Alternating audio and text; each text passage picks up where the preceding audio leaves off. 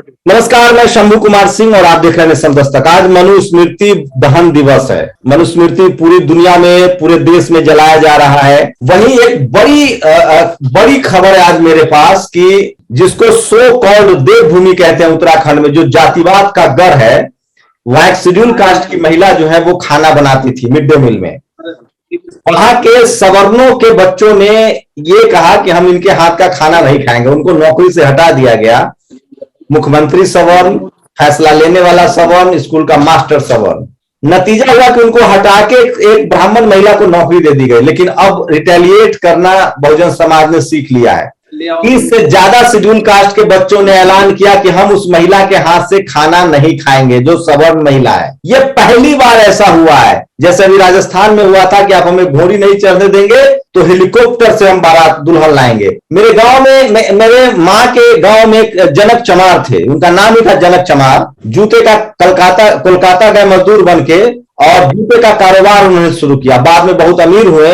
वहां के सामंतियों, जातिवादी मनुवादियों ने कहा कि गांव में हम आपको छत का घर नहीं बनाने देंगे, ईंट जो है वो नहीं आने देंगे सड़क से। तो उन्होंने कहा था कि मैं हेलीकॉप्टर से ईंट गिराऊंगा और घर बनाऊंगा। उस समय जब हम लोग की दादी और नानी और माँ कहानी कहती थी तो लगता था कि ये मजाक है। लेकिन मैंने उसको आंखों से देखा है कि उनकी पोती की बारात थी और सामंतियों की बारात लेट से आई और द्वार उनका बना। तो ये सब जातिवाद का एक चश्मा है। राजेंद्र पाल गौतम है मेरे साथ, दिल्ली के सोशल जस्टिस मंत्री और सबसे ज्यादा इस देश में कॉन्स्टिट्यूशनल पोस्ट पर रह के समाज के हितों के लिए लड़ने वाले राजेंद्र पाल गौतम। उन्होंने एक बड़ा ऐलान किया है प्रेस कॉन्फ्रेंस करके कि जो महिला जिसको जो शेड्यूल कास्ट की जो माता थी, जो खाना बनाती थी, उनको नौकरी देगी दिल्ली सरकार।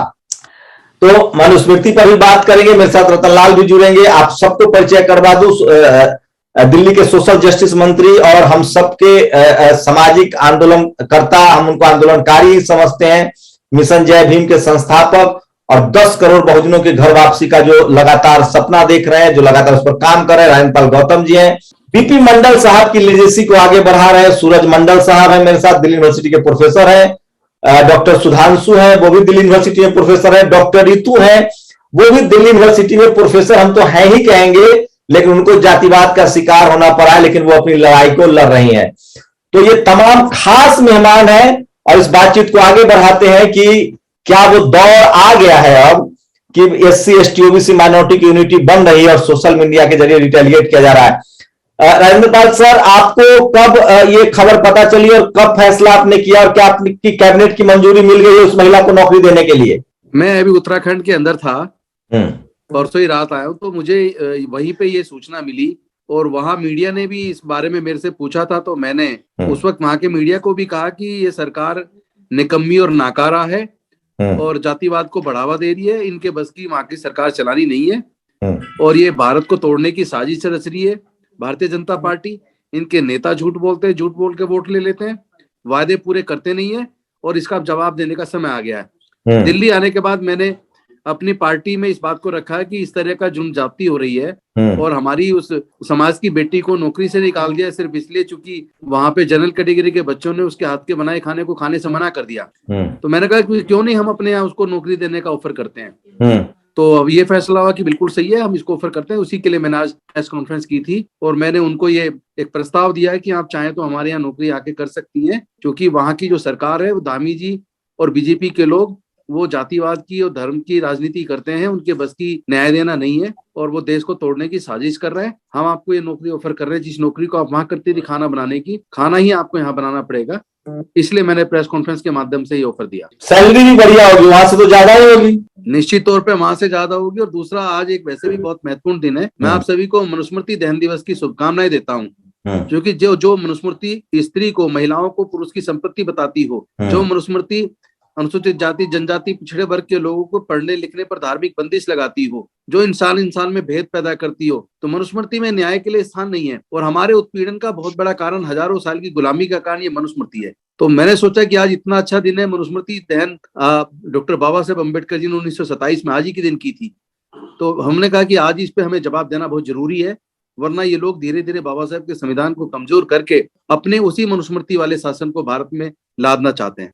सर, आपका टाइम कीमती है, लेकिन 10 मिनट जरूर हमें दीजिएगा एक पैनलिस्ट के तौर पे, क्योंकि कुछ जरूरी सवाल है जैसे अभी हम लोग लगातार अपनी हार की खबरें बताते थे, मार पीट शोषण की, अब जीत होने लगी है। जीबी पंत के जो जो डायरेक्टर थे बद्री नारायण तिवारी, उनको ओबीसी कमीशन ने बुलाया था।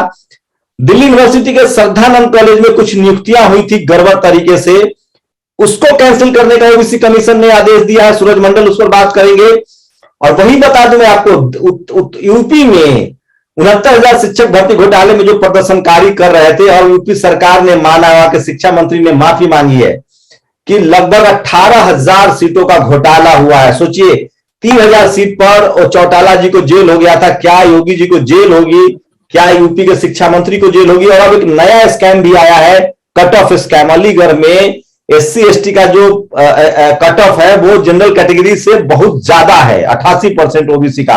सूरज मंडल साहब, क्या अपडेट है श्रद्धानंद कॉलेज वाली खबर का? क्या रद्द हो गई है और क्या फिर से अपॉइंटमेंट होंगे? जी बिल्कुल, और ये बड़ी जीत है। 27 पद में 8 पद ओबीसी के थे, जिसको गलत तरीके से समाप्त कर दिया गया था। लगभग 8-9 महीने की सुनवाई के बाद एनसीबीसी, राष्ट्रीय पिछड़ा वर्ग आयोग, ने आदेश दिया है कि उन सभी 27 पदों को तुरंत रद्द करके दोबारा उन पर बहाली की जाए, रोस्टर को ठीक करके। और इसी तरह उसी कॉलेज में एओ और एसओ, जो एससी एसटी ओबीसी के लिए आरक्षित थी, जिनको अनरिजर्व कैटेगरी में गलत तरीके से दिया गया है, उस पर जांच बैठाकर और उन नियुक्तियों को तत्काल प्रभाव से सस्पेंड कर दिया गया है। और उस पर आगे जो जांच होगी उस आधार पर किया जाएगा। इसके साथ ही मैं बताना चाहूंगा कि जहां मैं बैठा हूं, हिंदू कॉलेज, इस जगह भी अभी जो प्रमोशंस हो रहे हैं और डॉक्टर रतनलाल जैसे व्यक्ति, उनके प्रमोशन को जानबूझ के रोका जा रहा है, उस पर भी पिछड़ा वर्ग आयोग ने पूरी रिपोर्ट मांगी है। हमारे साथ डॉक्टर रितु सिंह बैठी हुई है। इनके केस को भी शेड्यूल कास्ट कमीशन ने दोबारा रीओपन करने की सोची है, और सोमवार के बाद कभी भी उस पर सुनवाई हो सकती है। नोटिस जा चुकी है। हमारे साथ डॉक्टर सुधांशु जी हैं। इन्होंने दिल्ली विश्वविद्यालय के पीजी हॉस्टल्स में जहाँ ओबीसी आरक्षण नहीं था, ये 22 तारीख को एनसीबीसी ने उस पर भी आदेश पारित किया है कि तमाम हॉस्टल्स में ओबीसी को भी आरक्षण दिए जाए।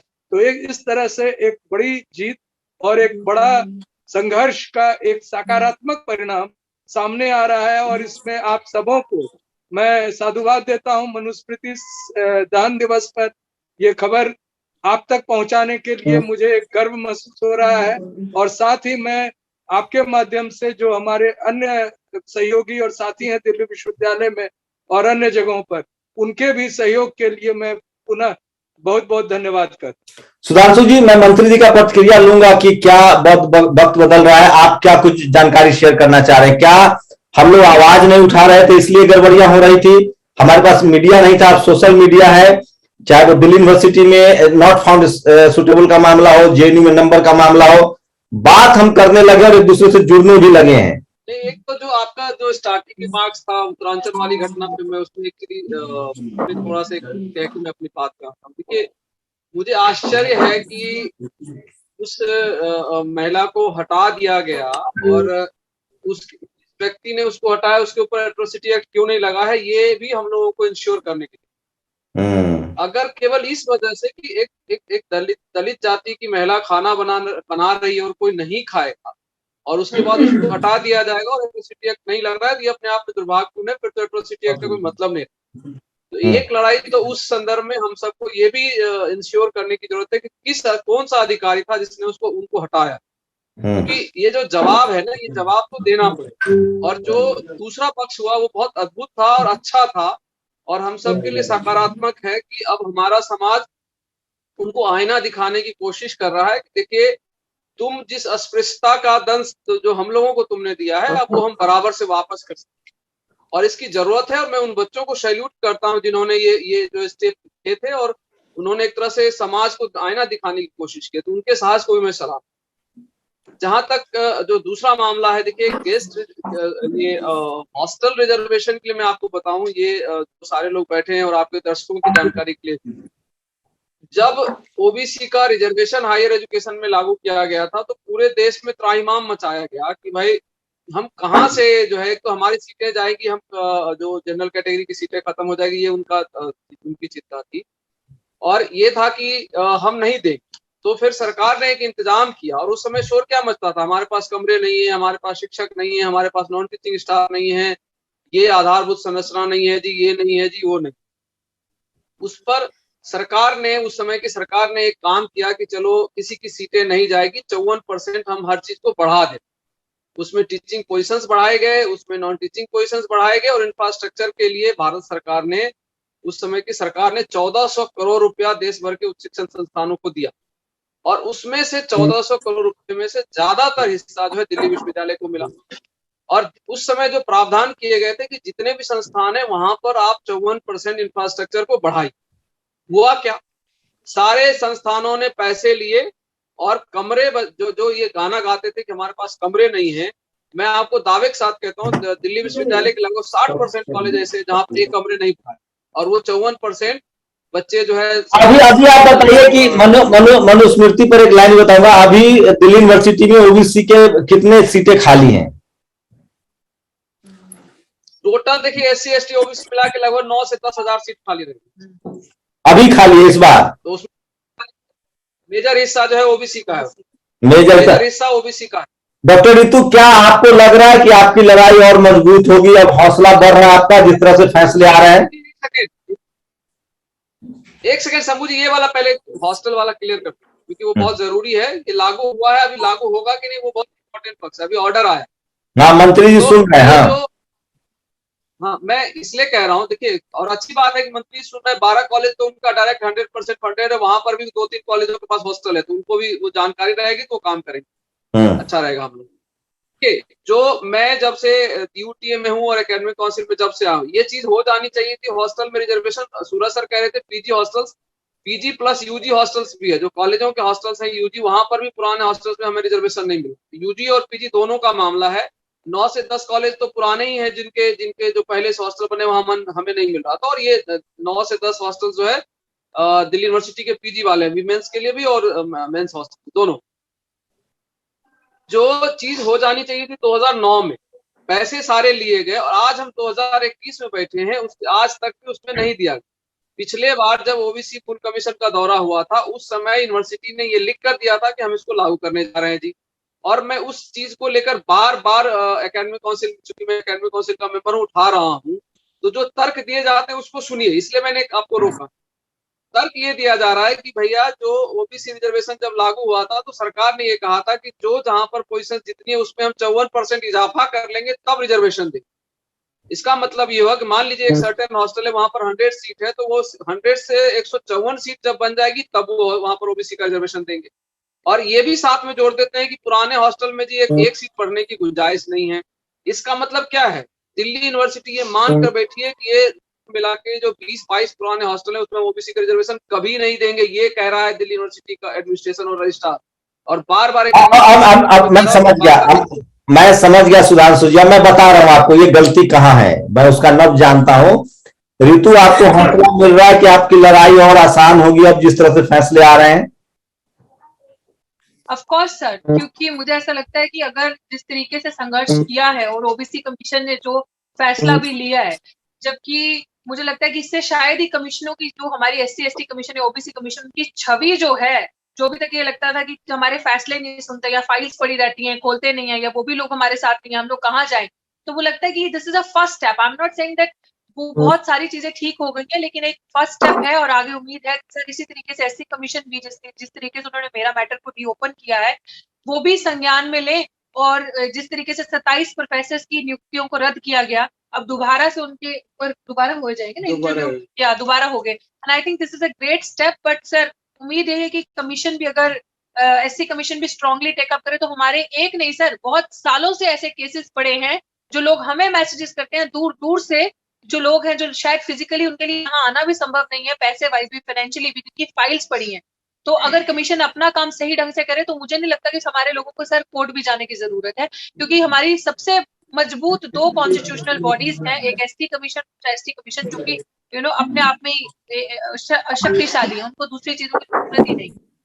जी, मेरे साथ दिल्ली के सोशल जस्टिस मंत्री है शंभू जी, हाँ शंभू जी, जो डॉक्टर रिंकू का संघर्ष है ये बहुत ही डिफिकल्ट संघर्ष, क्योंकि जो प्रिंसिपल है वो हैबिचुअल जातिवादी है और कुल मिला के उनका जो रवैया इतना नकारात्मक है, जो पहले जहां पढ़ाती थी वहां भी इनके कारण SC ST के लोग सुसाइड करने तक की चिट्ठी दे चुके थे। और वो प्रिंसिपल जो है वो कुल मिला के अभी मुकम्मल प्रिंसिपल नहीं है, उनका एक्सटेंशन पे किसी का दस्तखत नहीं है, वो नाजायज ढंग से कुर्सी पे बैठी हुई। ठीक है, ऐसे लोगों की बात सुनी जाती है और हमारे जो शिक्षक हैं जो संघर्षरत है उनको जानबूझकर दबाया जाता है, उनके अधिकारों का हनन किया जाता है। मैं समझ गया। मैं बता रहा हूं दो चीजें। ओबीसी आरक्षण लागू करने के लिए इंफ्रास्ट्रक्चर की दुहाई दी जाती है। अब मैं बता रहा हूं, अभी मुझे खबर आई यूपी में 2016 और 18 की जो वैकेंसियां हैं उसमें भी इकोनॉमिक वीकर सेक्शन का रिजर्वेशन लागू किया जा रहा है। तो क्या SC ST OBC माइनॉरिटी के वो लोग जो सिस्टम में है, मैं फिर कह रहा हूं, जिस समाज का बहुसंख्यक आबादी आज भी शिक्षित है और जो लोग सिस्टम में बैठे हैं, क्या उनमें राजेंद्र पाल गौतम जैसी ताकत नहीं है या एक्टिव नहीं है? मंत्री जी क्या कहेंगे आप? क्या ये समाज शिथिल है इसलिए सब दिक्कतें हो रही है? इसमें कोई संदेह नहीं है कि हमारे लोग अपनी लड़ाई को एकजुट होकर नहीं लड़ रहे हैं। एक तो दिक्कत है कि सब लोग टुकड़ों में लड़ाई लड़ रहे हैं। हमारे हजारों संगठन है, मैं ये नहीं कहता संगठन एकजुट होकर एक संगठन बना लो, अपनी पहचान बनाए रखकर भी क्या वो मुद्दों, सामाजिक मुद्दों पर एकजुट होकर इस लड़ाई को नहीं लड़ सकते? दो तरह के बड़े स्कैम आज हमारे साथ हैं। एक स्कैम तो ये है कि हमारे लोगों से इन्होंने एजुकेशन को एक सातिराना तरीके से छीन लिया है। जो बच्चे मेहनत करके अगर इंजीनियरिंग मेडिकल में आ भी जाते हैं तो एडमिशन के टाइम पे उसकी फीस 2 लाख रुपए से ज्यादा हो गई है सरकारी कॉलेज में। और हमारे 99% लोगों के पास इतना पैसा नहीं है कि अपने बच्चे की 1 साल की 2 लाख रुपए की फीस वो 4 साल तक यानी 8 लाख रुपए केवल फीस जमा कर पाए। तो इतनी महंगाई, जानबूझ के एजुकेशन को इतना महंगा कर दिया ताकि हमारे लोगों से एजुकेशन छीन जाए। दूसरा, 4th क्लास एम्प्लॉयमेंट को उन्होंने जानबूझ के 5th पे कमीशन में पूरी तरीके से बंद करके आउटसोर्स कर दिया। तीसरा, ये जो रोस्टर है ये अपना आप में एक बहुत बड़ा घोटाला है। आज वैकेंसीज रोस्टर के हिसाब से भरी जाती हैं, जबकि सीनियरिटी लिस्ट जो बनती रहनी चाहिए, रोस्टर मेंटेन होना चाहिए, तो वो मेंटेन ठीक से नहीं होता। दूसरी बात सबसे बड़ी ये है कि अगर 4 तरह की वैकेंसी निकलनी है और 4, ये मैं एग्जांपल एक दिल्ली के ही एक हॉस्पिटल का दे रहा हूं, 4 तरह की वैकेंसी निकली, जिसमें एक वैकेंसी MTS की थी, एक वैकेंसी ड्राइवर की थी और 2 टेक्निकल कोर्स की थी। वो 11 वैकेंसी 4 तरह की थी, तो टोटल वैकेंसी हो गई 44। तो वैकेंसी बेस रोस्टर को खत्म करके पोस्ट बेस रोस्टर कर दिया गया और उस रोस्टर में पहली वैकेंसी जनरल को जाती है, दूसरी जनरल को जाती है, तीसरी जनरल को जाती है, चौथी OBC को जाती है, 5वीं जनरल को जाती है, 6ठी जनरल को जाती है, 7वीं SC को जाती है। तो इसका असर ये हुआ, वो जो 4 तरह की वैकेंसी 11 निकली, उसमें टोटल वैकेंसी हो गई 44। सिर्फ एक सेकंड। तो 44 में से 32 वैकेंसी तो चली गई जर्नल के पास और 4 वैकेंसी चल गई EWS, वो भी जर्नल। 32 और 4 36, ठीक है। और ये लगा लो टोटल में से केवल 12 वैकेंसी जो है वो 12 वैकेंसी गई है OBC को 2 यानी 2 चौक 8 और एक वैकेंसी SC को, यानी कि 4 वैकेंसी SC को, 8 वैकेंसी OBC को और 32 वैकेंसी जनरल को, EWS को। सर मेरा सवाल है, 50% से भी ज्यादा उनके पास चला गया।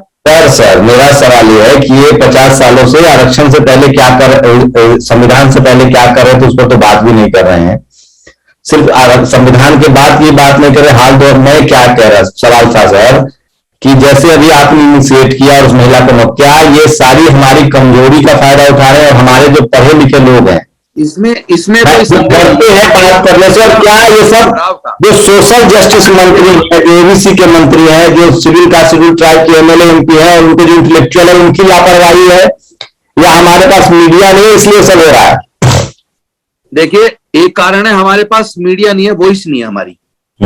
दूसरा कारण है हम एकजुट होकर अपनी लड़ाई को लड़ नहीं रहे, हम खुद जातियों को पकड़े बैठे हैं। और तीसरा कारण जो आपने बताया, तीसरा कारण वो है कि जो SC ST OBC welfare minister है वो भी वो भी कहीं ना कहीं डरा हुआ, वो जिस काम के लिए उस विभाग में मंत्री है वो उन मुद्दों पे काम कर ही नहीं पाता है।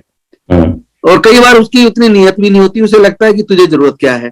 तो मुझे लगता है ये सारे कारण है जिसकी वजह से हमारी चीजें उतनी तेज गति से आगे नहीं बढ़ पा रही थी। लेकिन एक अच्छा समय यह आया कि सोशल मीडिया जिसमें आप लोग जो काम कर रहे हैं वो मार्वलस है, आपको सैल्यूट करना चाहिए कि एक दबाव धीरे धीरे अब सोशल मीडिया के माध्यम से अब इन लोगों पे दबाव बना है। और हमारे जो रिप्रेजेंटेटिव है, पब्लिक रिप्रेजेंटेटिव, उन पे भी दबाव बनाना पड़ेगा ताकि वो लोग अपनी जिम्मेदारी को उस कुर्सी पे बैठ के ढंग से निभा पाए। एक सवाल और आपसे लेता हूं सर, बिना SC/ST के मैं OBC छोड़ भी दूं, आज मनुस्मृति दिवस है, मैं आपको जानकारी दे दूं कि मनुस्मृति में जो जितने जो जाति पर श्लोक है उसमें अछूतों के लिए कुछ भी नहीं है।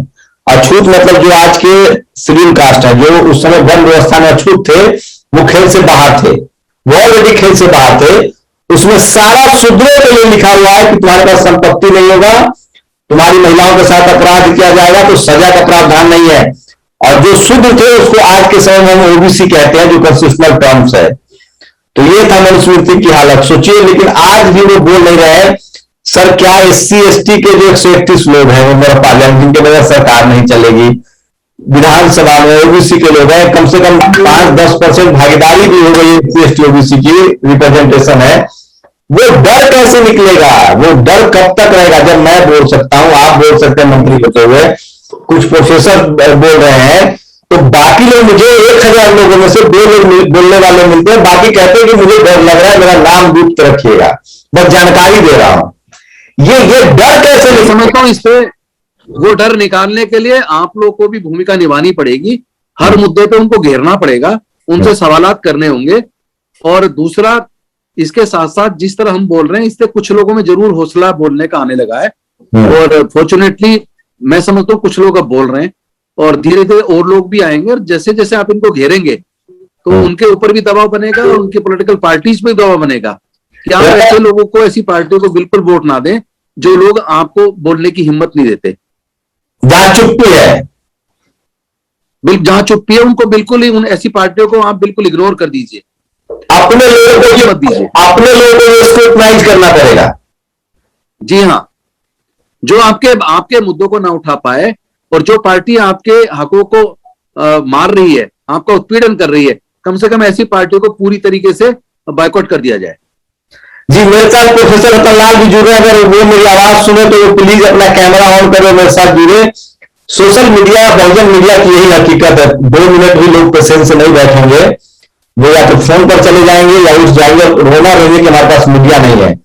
मैं डॉक्टर रितु से गुजारिश करता हूं कि अगर वो चली गई तो वो ठीक है, वो डिस्कनेक्ट है। नहीं सर, ये नहीं चलेगा ना सर, नहीं, अरे कोई बात नहीं सर, मैं तो कह रहा हूं अगर आप 10 मिनट नहीं बैठ सकते हैं घर से तो कोई बात नहीं, अगर आप टीवी पर जाते तो 1 घंटा बैठे रहते हो, 2 मिनट आपको बोलने नहीं देगा। मैं अपनी बात तो करूंगा ना सर, बात क्यों लड़ाई हो रही है, कोई बात नहीं है। रतन सर क्या कहेंगे? हमारे लोग 2 मिनट पेशेंस से बैठ भी नहीं सकते हैं, आधी मीडिया अम्बेडकर नामा चला रहे हैं, क्या सोशल मीडिया का इम्पैक्ट हो रहा है? हम लोग लगातार कंसिस्टेंटली लड़ नहीं पाते हैं। एक छुट्टी जो लगातार आप लोग खतरा उठा रहे थे, उसका असर भी दिखने लगा है। देखिए, समाज केमिस्ट्री का लैब नहीं है कि 2 केमिकल मिला दिए और तीसरा रिएक्शन हो गया।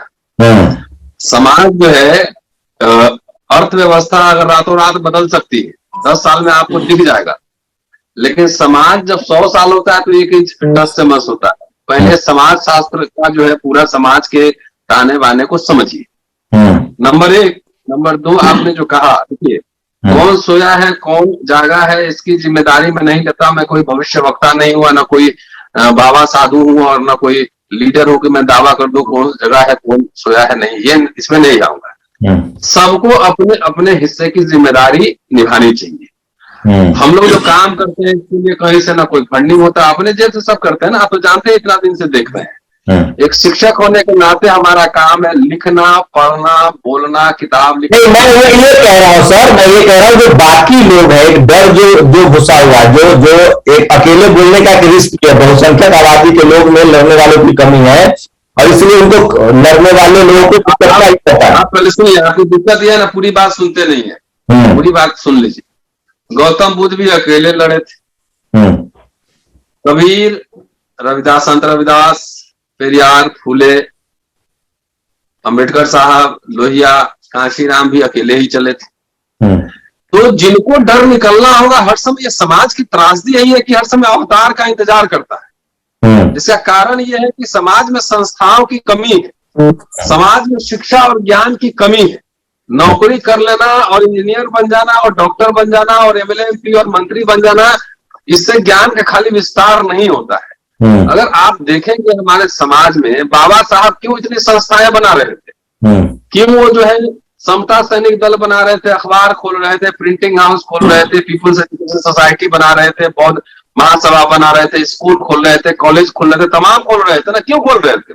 वो तो मंत्री तो थे ही, वो तो कैबिनेट में भी थे जवाहरलाल नेहरू के, उसके पहले भी थे, लगातार राजनीति में उनका लंबा करियर रहा है। तो आखिर मिनिस्टर होते हुए भी उस सरकार से, भारत सरकार से 12 लाख रुपया लोन लिए थे सिद्धार्थ कॉलेज खोलने के लिए, मिलिंद कॉलेज खोलने के लिए, पीपल्स एजुकेशन सोसाइटी के लिए, समझ लीजिए। हमने जो है ना बाबा साहब को माना है, जाना है, बाबा साहब की नहीं सुनी हमने। एक भी संस्थाओं का तबीयत से निर्माण 70 साल में नहीं हुआ। जो संस्थाएं बनी थी वो संस्थाएं भी आप महाराष्ट्र में जाकर, कि बाबा साहब चूंकि महाराष्ट्र कराने वाले थे, वहीं ज्यादा मूवमेंट था, तो महाराष्ट्र को सबसे ज्यादा उन्होंने दिया भी, संस्थाएं सारी वहां बनी, लेकिन वो संस्थाएं भी तबीयत से तरीके से हम लोग संभाल नहीं पाए। बौद्ध महासभा देखिए कई खंडों में बिखरा हुआ है, कौन उसका लीडर है पता ही नहीं लग रहा है। बाबा साहब अपने अंतिम, सारे भाषण मेरे सामने रखे हुए हैं, बाबा साहब ने कहा था कि अपने जीवन का अपना अंतिम समय में बौद्ध धर्म के प्रचार में बिताऊंगा। बर्मा जा रहे थे, लंका जा रहे थे, नेपाल जा रहे थे। आज क्या किसी को देखें कि घर घर जाके धर्म का प्रचार करते हुए, चाहे राजेंद्र पाल गौतम जी आपके सामने है, जिन्होंने दिल्ली में एक जमीन भी ली है, मिशन जय भीम भी चला रहे हैं, 10 करोड़ मजदूरों का लक्ष्य रखा है। अरे अभी तो शुरुआत हुई है ना, मीडिया नहीं था तो हम लोगों ने शुरुआत की, इसी मोबाइल से ही बात कर रहा हूँ। धीरे धीरे शुरुआत हुई है अभी। तो आप अभी 5 साल 10 साल हुआ नहीं है, कह रहे हैं कि पूरा आप मैं वही कह रहा हूँ। पहले एट्रोसिटी की खबरें आ रही थी, एक्सप्लॉयटेशन की खबरें आ रही थी, हैरेसमेंट की खबरें आ रही थी, लेकिन रिजल्ट में अब जो 2-4 फैसले आए हैं, जीबी पंत का फैसला हो, सदानंद कॉलेज का फैसला हो, अभी मंत्री जी ने कहा नहीं आया, पहले सुन लीजिए, करेक्ट कीजिए।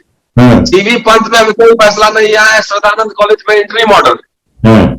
और मैं आपको दूसरी बात समझा रहा हूँ, ये मनुस्मृति जो है ना, ये कानून से भी ज्यादा ताकतवर होता है। अभी मैं पढ़ रहा था, बता रहा था कि बाबा साहब ने लिखा है कि प्रथाएं जो है कई बार कानून से ज्यादा ताकतवर होती है। आज संविधान लागू है, मनुस्मृति का चलन नहीं है, लेकिन इसका मतलब नहीं है कि उसका महत्व कम हो गया। मैं नहीं कह रहा हूं, बाबा साहब कह रहे हैं। सवाल यह है कि 3 एग्जाम्पल हमारे सामने है, 4 एग्जाम्पल है, और मुझे लगता है कि वही एक रास्ता है। हमें किसी नेता के बनते 2 अप्रैल को कौन नेता था? 5 मार्च को रोस्टर आंदोलन हुआ था, कौन नेता था? किसान ने बगैर नेता के आंदोलन चलाया, जीता, ये सारे आंदोलन जीते। ये सरकार जो है इसका दर्शन मनुस्मृति में है। ये संविधान खत्म करने की घोषणा नहीं करेगा, संविधान धीरे धीरे अंदर से पन्ने फाड़ देगा। ये सरकार से डरती है तो मास मूवमेंट से डरती है। इसलिए मैं कह रहा हूं, राजेंद्र पाल गौतम जी है, उन्होंने अच्छी शुरुआत की है, जय भीम मिशन की शुरुआत की है और काबिल तारीफ है। लेकिन मैं कह रहा हूं बड़े बड़े, आपके पास अशोका यूनिवर्सिटी नहीं है, एक डीपीएस स्कूल नहीं है, बड़े कर्मचारियों के लाखों की संख्या में कर्मचारी संगठन हो गए, कई वाम से बनकर, लेकिन सब मिलकर एक यूनिवर्सिटी हम लोग नहीं खोल पा रहे हैं। कहाँ अब आप जो है धर्म पढ़ाएंगे? कहाँ अब हम किसी को विदेश नहीं भेज रहे हैं हायर स्टडीज के लिए।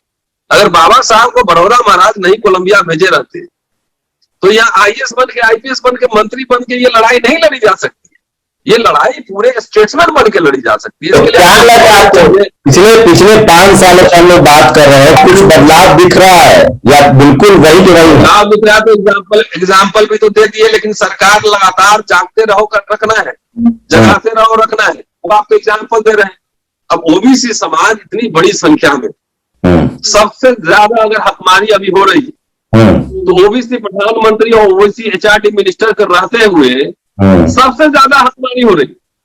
अगर समाज ये जागृत हो जाए, बड़े संख्या में मीडिया कर्मी और बड़े संख्या में इंटेलेक्चुअल हो जाए, पब्लिक इंटेलेक्चुअल की मैं बात कर रहा हूँ, पढ़े लिखे लोग हो जाए, जैसे आपने 2 एग्जाम्पल मैंने सामने आपको दिया 5 मार्च 2 अप्रैल का। तो समाज जगता नहीं है, विचार अपने आप फैलता नहीं, उसको फैलाना पड़ता है। और विचार फैलाने के लिए हमें कम्युनिकेशन नेटवर्क चाहिए, हमें बहुत बड़ी संख्या में इंटेलेक्चुअल्स भी चाहिए जो मुखर होके पब्लिक इंटेलेक्चुअल की भूमिका निभा सके, वो बोल सके। अब जो लोग डर रहे हैं वो तो जिंदगी भर डरेंगे, सब लोग एक साथ नहीं निकल सकते। सर राजेंद्र पाल सर, आप तो आपकी जिम्मेदारी कम कर रहे हैं। वो कह रहे हैं कि नेता मंत्री की बात करने से नहीं होगा, है इंटेलेक्चुअल के ऊपर है, मतलब समाज ही इस लड़ाई को लड़े, तो आपके लिए तो फायदा है। नहीं, सबको अपनी भूमिका निभानी पड़ेगी। डॉक्टर रतनलाल सही कह रहे हैं, हमें सबको अपने अपने हिस्से की जिम्मेदारी निभानी पड़ेगी। डेफिनेटली एक आदमी से काम चलने वाला नहीं है। ये 2 करोड़ की संख्या में लीडर्स चाहिए। सुनिए, मैंने क्या कहा, आपने बात पीछे समझा नहीं। सबको अपनी अपनी जिम्मेदारी निभाइए। सिर्फ नेता के भरोसे, अवतार के भरोसे रहेंगे कि वो आएंगे, चाहे गौतम साहब हो, चाहे उदित राज जी हो, चाहे कोई भी लीडर हो, आएंगे और मूवमेंट लीड करेंगे और उससे मेरी मुक्ति हो जाएगी, यह संभव नहीं है। आप बीजेपी आरएसएस से सीखिए, हजारों लाखों की संख्या में उनके इंटेलेक्चुअल, चाहे आप एग्री कीजिए डिसएग्री कीजिए। अरे सर, मैं वही तो कह रहा हूँ कि डर कैसे निकाला। डर, मुझे 1000 लोग मिलते हैं, उसमें से 2 बात करने के लिए तैयार होते हैं। 800-998 कहते हैं कि शंभू जी मैं आपको वर्बली बता रहा हूं, लेकिन मैं सामने नहीं आऊंगा। इस डर का क्या सोल्यूशन है? तो भाई हम कोई तांत्रिक बाबा थोड़े हैं कि सबका मंत्र मारेंगे, झाड़ू फूकेंगे। इतना रोज बोल ही रहे हैं, रोज लिख ही रहे हैं, रोज भाषण दे ही रहे हैं, किताब लिखी रहे हैं, आर्टिकल लिखी रहे हैं, बोल ही रहे हैं, नौकरी दांव पे लगाए हुए हैं, सुप्रीम कोर्ट तक मुकदमा लड़ी रहे। मेरे पिताजी की जमीन की लड़ाई यहाँ थोड़ी ही है, इसीलिए इतने सारे हमारे ऊपर मुकदमे होते हैं कि समाज की बात उठा रहे हैं। अब वो डर रहा हूं तो हमारे व्यक्तिगत मदद के लिए भी लोग नहीं आते, ये मैं कह रहा हूँ आपको। तो क्या इसमें हम अपने हिस्से का काम छोड़ दें? नहीं, इसमें मैं एक बात कहना चाहता हूँ। बताइए। हम लोग व्यक्तियों को मजबूत करने की बजाय विचारधारा को मजबूत करें। जब हम व्यक्ति को मजबूत करते हैं, कल को वो जाके व्यक्ति बदल गया, बिक गया, कुछ और हो गया या मर गया, तो मूवमेंट तो रह जाएगा ना। इसलिए मूवमेंट को मजबूत करना है तो विचारधारा को मजबूत करो, ना कि व्यक्ति को। अच्छा, 2 ओबीसी प्रोफेसर है हमारे साथ। सर, आपकी संख्या तो 60% है। जी सूरज मंडल जी, आप लोग की संख्या 60% है। आप लोगों का समाज तो सबसे ज्यादा सोया हुआ है। नहीं, भले मैं डर की बात कह दूं, आप जो हम लोगों को आज बिठाए हुए हैं, और इसमें खास तौर से मैं नाम लूंगा, डॉक्टर रितु सिंह भी है, डॉक्टर रतनलाल जी है, हमारे बड़े सम्मानीय मंत्री राजेंद्र पाल गौतम जी, सुधांशु जी, ये सब कोई डरने वाले नहीं है। और धीरे धीरे ये बढ़ेगा। एक जो मानसिकता है गुलामी की, वो इतना जोरों से खास तौर से ओबीसी वर्ग पर हावी है कि वो मंदिर का घंटा बजाएगा, लेकिन अपने बच्चों को नीट में अधिक प्रतिनिधित्व मिले उसके लिए वो सामने नहीं आना चाहता है। और सबसे बड़ी बात, जो सांसदों और विधायकों के बारे में आप बोल रहे थे, ये तमाम निजीकरण के जो लिए जा रहे हैं डिसीजंस, देश को बेचा जा रहा है, इसमें सबसे अधिक कौन सांसद और विधायक? सबसे अधिक दलित, पिछड़े और आदिवासी विधायक संसद में आज है, और उनकी जिम्मेदारी है, और उनको बताएगा कौन? उनको हम बताने के लिए प्रयास कर रहे हैं, लेकिन उनकी एक बड़ी जिम्मेदारी है कि वो क्यों आज चुप है। और अगर चुप है और इस समाज की बलि चढ़ाई जा रही है, उनके हुकूक की बलि चढ़ाई जा रही है, तो सीधे सीधे वो तमाम राजनीतिक दल और वो तमाम लोग जिम्मेदार हैं जो इस समुदाय के प्रतिनिधित्व दावा करते हैं। अच्छा, ऋतु के पास समय है तो मैं सवाल है, ऋतु क्या लग रहा है, जो युवा है वो आगे आ रहे हैं, उनकी भागीदारी बढ़ रही है? सर बिल्कुल बिल्कुल सर, युवा आगे आ रहे हैं और युवा इस चीज को लीड भी करेंगे और आप देखेंगे। और रही बात आप कह रहे हैं सर, जैसे आपने कहा कि लोग डरते हैं, जाहिर सी बात है सर, लोग डरेंगे। लेकिन मुझे लगता है कि मैं अगर अपनी बात करूं और मैं डॉक्टर रतनलाल की बात करूं, दिल्ली विश्वविद्यालय में रहते हैं, आई थिंक लीडिंग एग्जांपल आप हम लोगों को देख सकते हो। भी डॉक्टर रतनलाल से चर्चा भी हो रही थी, उन्होंने बहुत सही बात की कि no one kicks a dead horse. Sir मुझे लगता है कि हम लोग सबसे बड़ी एग्जाम्पल है कि हमारे पास जुबान है और हम लोग लड़ रहे हैं, लेकिन सर डर रहे हम नहीं है, डर रहे वो लोग हैं। सर हम तो कानून को फॉलो कर रहे हैं, जो प्रक्रिया जैसी है वैसा फॉलो करके स्टेप बाय स्टेप, चाहे कमीशन हो, चाहे क्या कहते हैं कोर्ट हो, पूरा रास्ता अपना रहे हैं सर। लेकिन वो अंदर का रास्ता अपना रहे हैं, वो डर रहे हैं हमसे, वो बैठ के लगाते हैं हमारे लिए कि हमें कैसे काटना है। हम लोग सामने, हमारा टैलेंट सामने, हमारी आवाज सामने। और इसी तरीके से सर ये जो माध्यम, जो आपने एक माध्यम रखा मीटिंग स्टाइल, जो हम चर्चा करते हैं, जो एजिटेट करते हैं, आपने 13 पॉइंट रोस्टर की सर लड़ाई देखी होगी, कैसे वापस हुआ सर? 2 अप्रैल की लड़ाई देखी होगी सर, उसमें युवा ही तो थे और युवा जागरूक हो रहे हैं। आज सर मनुस्मृति को दहन करना, आई अंडरस्टैंड कि वो एक सिंबॉलिक प्रोटेस्ट है कि आप मनुस्मृति को दहन करो कि इसने हमारा विनाश किया था, लेकिन हमारी लड़ाई सबसे बड़ी सर उस विचार से है, उस जो सुधांशु जी, आपके जो प्रोफेसर मित्र हैं, क्या वो कितनी संख्या में भी वो प्रोफेसर होंगे जो हैदराबाद जेल में हैं? कोई संघर्ष, कोई प्रोटेस्ट नहीं हुआ? नहीं, संख्या तो देखिए हो ही गई है, संख्या अब होगी लगभग 1000 से के आसपास शिक्षक हैं ओबीसी समाज के। लेकिन बात क्या है कि जो आप डर की बात कह रहे हैं ना, संस्थानों के शीर्ष पर जो बैठे हुए लोग हैं और जिनके हाथ में डिसीजन मेकिंग की पावर है, और वो खाली टीचिंग पोजीशंस में मत बात करिए, पॉलिटिकल इंस्टीट्यूशंस में भी जो बड़ी बड़ी पार्टियां हैं, आप चाहे 27 मंत्री बना दीजिए एक समाज से, लेकिन जो अल्टीमेट डिसीजन करने वाले वो हमारे लोग नहीं, और वो ये चाहते हैं कि जो 27 मंत्री बनाए जाते हैं वो भी उन्हीं की भाषा बोले, तभी उनको उनका मंत्रालय बचा रहेगा, नहीं तो छीन जाए। तो वही स्थिति ऑल ओवर हर इंस्टीट्यूशन में है कि जो निर्णय लेने वाले जो लोग हैं वो ही। मान लीजिए पार्टी का प्रेसिडेंट अगर 7 क्लास का है तो आपको एक दे सकता है, क्योंकि उसको चेहरा बनाना है, दिखाना, रिप्रेजेंटेशन देने, लेकिन आप अगर जिस दिन उनके हितों को चोट पहुंचाने लगेंगे आपकी छुट्टी कर दी जाएगी।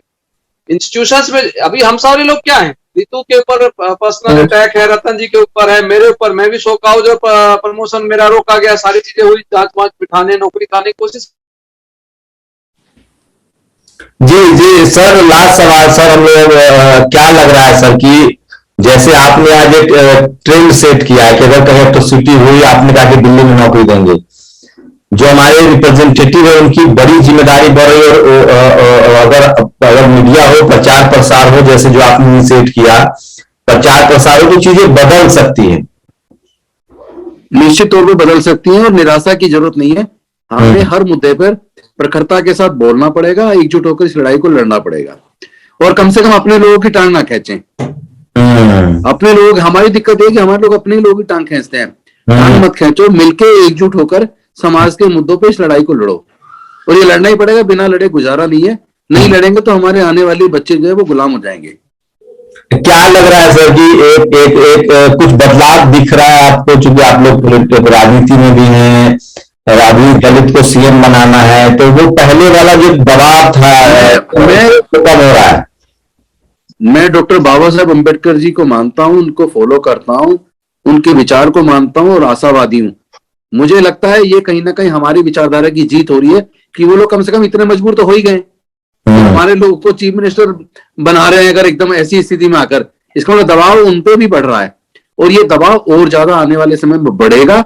जैसे जैसे हम लोग एकजुट होकर अपनी आवाज को बुलंद करेंगे, अपनी लड़ाई को लड़ेंगे, वैसे वैसे इन राजनीतिक पार्टियों पे प्रेशर बढ़ेगा, क्योंकि बाबा साहब सबसे बड़ी कीमती जो चीज देखे गए, 1 मैन 1 वोट 1 वोट 1 वैल्यू, बशर्ते कि हम उस वोट की वैल्यू को समझें, उसको पैसे या शराब में ना बेचें। एक और सवाल सर, जो आपने आज किया है, इसका असर हो जाएगा सोशल, अब तो मीडिया की जो कमी है वो पूरी हो रही है, सोशल मीडिया पर आग की तरह बात फैल रही है, जो जिस तरह से उनके साथ हुआ उसका आपने जो सेट किया, क्या लग रहा है कि एक पॉलिटिकल चुप्पी जो है, पॉलिटिकल अगर लोग वोकल होते हैं, हमारे पॉलिटिकल लीडरशिप बोलती है तो ज्यादा असर होता है, क्या इससे चुप्पी टूटेगी? बाकी लोगों को लगेगा कि हम सोशल, मुझे लगता है इससे चुप्पी टूटेगी, जो लोग चुप रहते हैं उनके ऊपर भी बोलने का दबाव बढ़ेगा, और उसमें आप लोग की भूमिका बहुत महत्वपूर्ण होने वाली है।